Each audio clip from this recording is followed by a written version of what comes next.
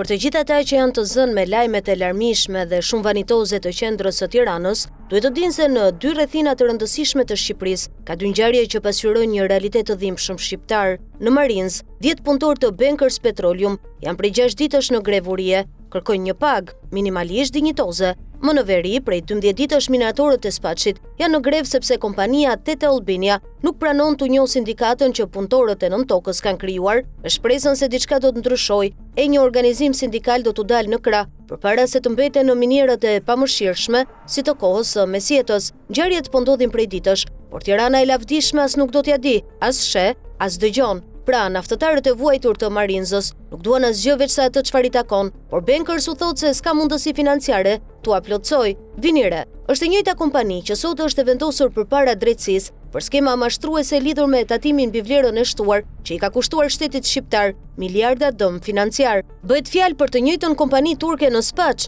që punëtorët shqiptar i trajton si skllëvere kur këta mundohen të organizohen në një sindikat, u çon zarfet me njoftimet për pushimin nga puna. Mjerim, pamjet që vijnë nga 2 anë të Shqipërisë janë të vërteta, të mjera deri në dhimbje, njerëz të varfër e të vuajtur që për një copë bukë japin shpirtin, por zhurma e tyre nuk mbërrin dot deri në Tiranë, sepse qeveria ka punë të tjera.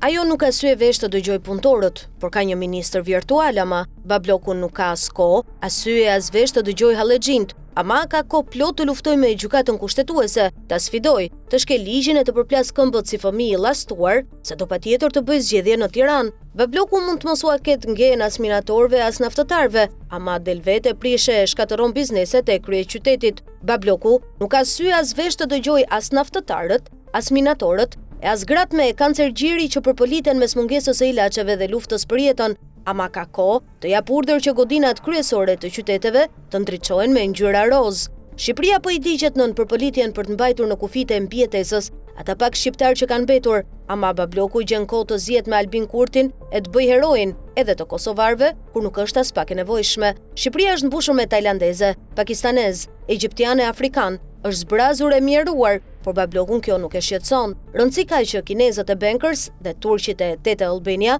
e të ngjashëm të tjerë me ta të jenë mirë të çojnë zarfin, pa shqiptarëve le të bjerë flaka. Tek e fundit, shqiptarët nuk i duhen më. Nëse Enveri ndërtoi vet varrin e tij, njësoj si faraonët e lashtë, ky biri i vet shpirtëror na e kalon fytyrën e vet peshqesh në bashkë të vendit, në qendër të Tiranës, si për të na kujtuar se çdo popull i meriton diktatorët e vet.